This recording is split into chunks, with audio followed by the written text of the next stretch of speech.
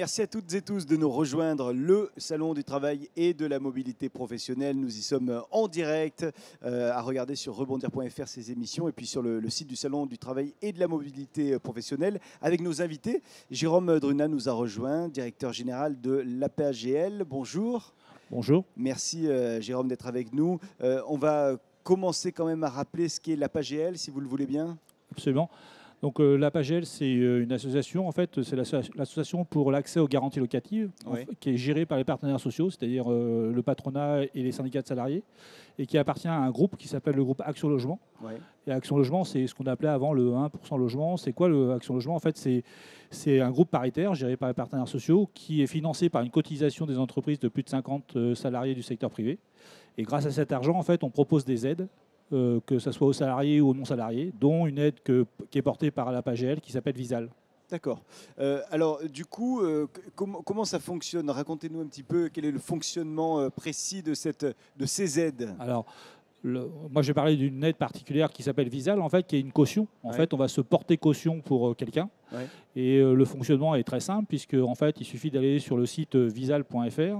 C'est complètement dématérialisé. Ouais. Et je suis à la recherche d'un logement. À ce moment-là, je vais sur visal.fr, je crée un espace personnel et je vais renseigner un certain nombre d'informations qui vont me permettre de déterminer si je suis éligible ou pas à cette aide. Si je suis éligible, à ce moment-là, en fait, vous allez recevoir un PDF, un visa, ce qu'on appelle un visa, que vous allez pouvoir mettre dans votre dossier de location. Ouais. Et avec ce dossier, vous allez visiter des logements, vous allez rencontrer des bailleurs, visiter des logements. Et dès que vous trouvez votre logement et un bailleur qui veut bien accepter la garantie Visal, à ce moment-là, le bailleur, lui, sur le site visal.fr, il va créer son compte personnel et il va avoir un contrat de cautionnement Ouais. qui va, en fait, qu'est-ce qui va lui permettre de faire, en fait, ce contrat? Ça va en fait, l'assurer contre les impayés de loyer jusqu'à 36 mois dans le parc locatif privé. Sur les dégradations locatives également, en fait, on va prendre 2 mois de loyer plus le dépôt de garantie. Et on va également prendre en charge toutes les procédures contentieuses qu'on pourrait faire auprès du locataire. Puisque bien évidemment, l'idée, c'est pas de ne pas faire payer le loyer. Si le locataire en fait, est en impossibilité de payer le loyer, à ce moment-là, nous, on va venir à le locataire, voir s'il y a des difficultés et trouver les solutions pour qu'il puisse rembourser son loyer, pendant que nous, on paiera le loyer à sa place au bailleur. Donc ça, c'est tout ce que vous nous dites, tout ce que vous nous décrivez, c'est intéressant pour les bailleurs. Alors, c'est intéressant pour les bailleurs, mais c'est aussi intéressant pour les locataires. Pourquoi? Parce que, en fait, les partenaires sociaux se sont intéressés à cette question-là depuis longtemps. Hein. Ça fait une quinzaine d'années qu'on s'intéresse à cette question. Le dispositif est plus jeune, il date de 2016. Et pourquoi c'est important pour les locataires? Parce qu'aujourd'hui, en fait, qu'est-ce qu'on constate? Dans le parc locatif privé, en fait, il y a deux mondes. Il y a le monde, en fait, des locataires, où là, en fait, souvent, c'est des étudiants qui ne peuvent pas apporter de caution parce que leurs parents ne peuvent pas être caution. Souvent, c'est des salariés qu'on qualifie comme précaires, c'est-à-dire qu'on ont des contrats à durée déterminée. Or, en face, les bailleurs, qu'est-ce qu'ils attendent? Et ce qui est complètement légitime, ils attendent en fait des gens qui ont des contrats à durée indéterminée et qui ont des ressources souvent 3 fois supérieures au montant du loyer. Ouais. Donc, le fait d'avoir Visal permet en fait de compléter votre dossier et de faire en sorte que le bailleur aura un autre regard sur votre dossier. Or, on a pu mesurer qu'effectivement, 76% des bailleurs changeaient en fait leurs critères de sélection grâce à Visal. C'est-à-dire quand vous arrivez face à un bailleur avec votre document Visal, ce n'est pas parce que vous êtes en CDD, ce n'est pas parce que vous avez moins de 3 fois de ressources que votre loyer que vous ne serez pas pris par le bailleur. Donc, c'est très important pour le locataire. Et bien évidemment, c'est très important pour le bailleur parce que le bailleur, lui, on va lui assurer en fait le paiement des loyers et donc il va pouvoir rembourser éventuellement son prêt s'il a investi pour acheter le logement ou il va éventuellement financer sa rénovation. Et on sait qu'aujourd'hui, la rénovation est vraiment une problématique particulière pour les bailleurs, en tout cas dans le parc locatif privé.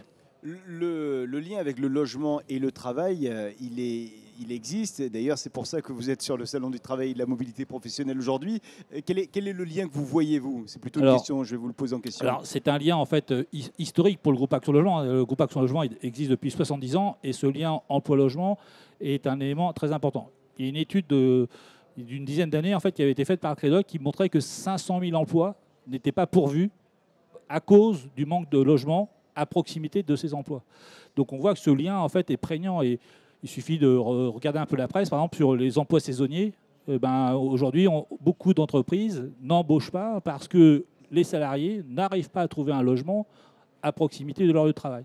Donc ce lien, en fait, il est très prégnant pour les entreprises et très aussi important pour les salariés ou les locataires, de manière à être au plus près de leur lieu de travail.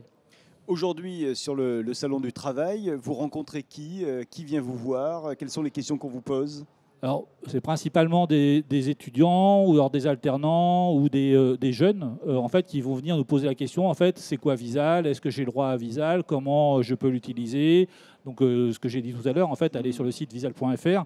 Et c'est principalement ce type de public qu'on va avoir parce que Visal, en fait, il y a deux grandes populations en fait, qui peuvent bénéficier de Visal. Il y a les gens qui ont moins de 30 ans.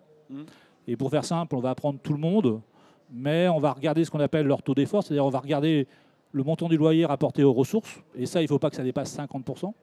Et on va aussi regarder aussi surtout le montant du loyer, c'est-à-dire qu'on ne va pas assurer des loyers qui sont supérieurs à 1 300 € hors Île-de-France, 1 500 € en Île-de-France, et pour les étudiants, 800 € en Île-de-France et 600 € hors Île-de-France. Ça, c'est la première catégorie des moins de 30 ans.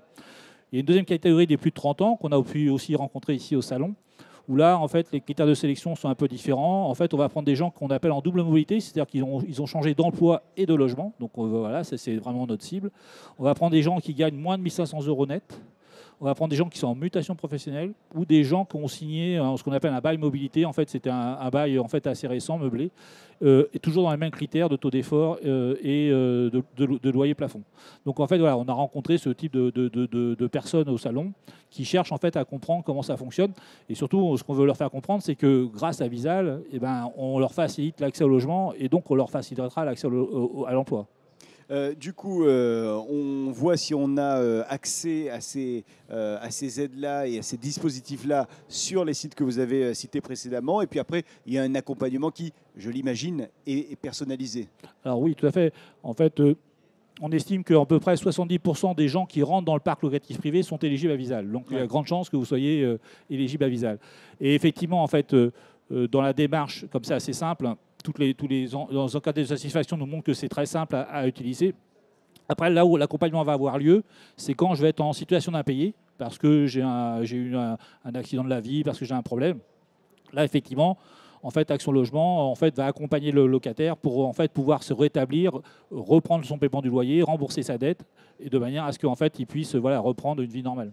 Le chiffre que vous avez donné, il est assez impressionnant. 70% des personnes qui sont dans le parc... Qui rentrent dans le parc locatif privé aujourd'hui sont éligibles à Visal. Donc ça veut dire que beaucoup ne le savent pas et ne demandent pas à être accompagnés. Absolument, alors, beaucoup ne le savent pas. C'est pour ça que c'est important pour nous d'être présents dans ce type de salon. Même si le taux de notoriété de Visal augmente, aujourd'hui on estime que dans la population française, à peu près 48% des Français connaissent Visal, mais on voit bien que en fait, il faut encore en parler, il faut encore faire de l'information pour que les gens, en fait, bien évidemment, soient informés et surtout l'utilisent. C'est ça l'important. Dernière question, quels sont les conseils que vous donnez habituellement à celles et ceux qui viennent vous voir sur le stand, par exemple, aujourd'hui, du Salon du Travail et de la Mobilité Professionnelle, Jérôme Druna? Alors, le premier conseil que je leur donnerais, c'est d'anticiper leur parcours résidentiel au regard de leur parcours professionnel, parce que trouver un logement aujourd'hui, c'est pas simple. Il y a une crise du logement, tout le monde en parle, de la crise du logement. Et la crise du logement, ça veut dire quoi? Ça veut dire que vous allez avoir de plus en plus de mal de trouver un logement à louer dans le parc locatif privé. Donc, il faut vraiment anticiper ça. Et il faut consulter son dossier le mieux possible. Et Visal permet ça. Donc, en fait, j'encourage fortement les locataires à anticiper. Et pour les bailleurs, en fait, Visal, c'est gratuit. Visal, ça couvre très bien les impayés de loyer, ça couvre les déclarations locatives. Donc, faut y aller. Enfin, il n'y a pas, entre guillemets, il y a pas beaucoup à réfléchir. Jérôme Druna, merci. Je rappelle que vous êtes le directeur général de APAGL Action Logement. Vous avez en tête le numéro du stand sur lequel on vous retrouve aujourd'hui et demain? Alors, on va faire un petit travail de mémoire. M17. M7, pardon. M7, excusez-moi. Allez, M7. C'était une question piège. Merci à vous d'être venu ici sur ce plateau. Merci. Et la suite de nos invités ici pour le Salon du Travail et de la Mobilité Professionnelle continue dans un instant. On revient dans 5 minutes. À tout de suite.